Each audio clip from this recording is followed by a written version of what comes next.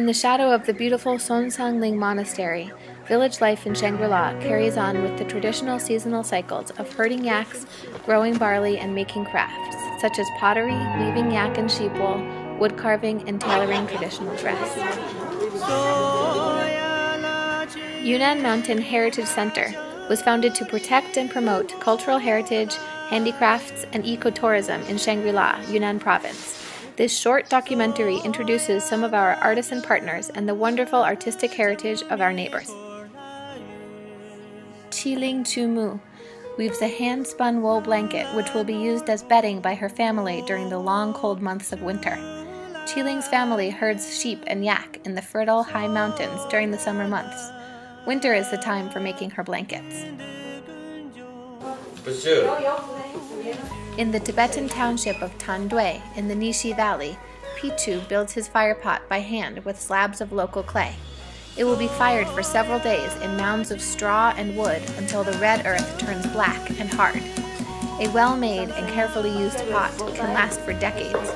More than 70 households in this village produce this lovely traditional pottery. Dressed in her everyday Shangri-La finest, Mamuga cuts and sews vests and other garments worn by local Tibetan ladies. She uses wool and cotton with brightly embroidered flower designs to embellish her sewing.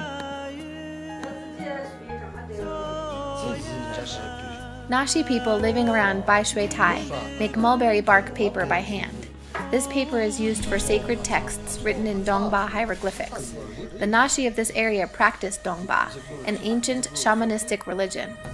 Keeping the heritage arts part of daily life will help ensure that this fascinating culture will continue to be passed on to future generations of Nashi people.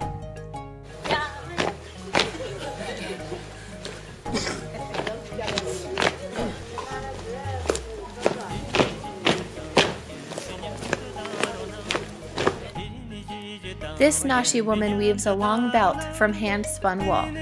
She uses bright-colored wools to accent her work. The back-supported loom is much the same as her grandmother would have used.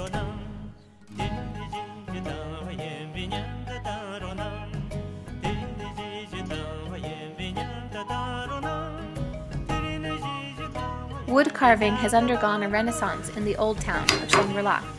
Yang Shifu, a Bai craftsman, prepares tables and other finely carved crafts for the home, as well as details for the elaborately carved facades of the local Tibetan, Bai, and Nashi buildings.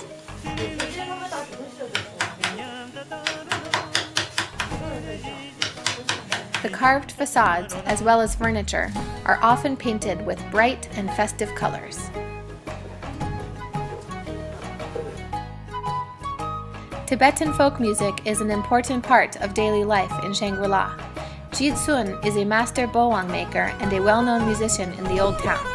The bowang is a fiddle brightly painted and often embellished with a carved horse head. It is plucked and played with a bow. Jitsun's songs reflect history, village life, love, and lore among the horsemen of the highland plateau.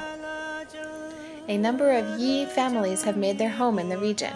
Xiaoluo, along with her young daughter and mother, sell firewood, Yi lacquerware, crafts, and trinkets in the Old Town Marketplace in Shangri-La.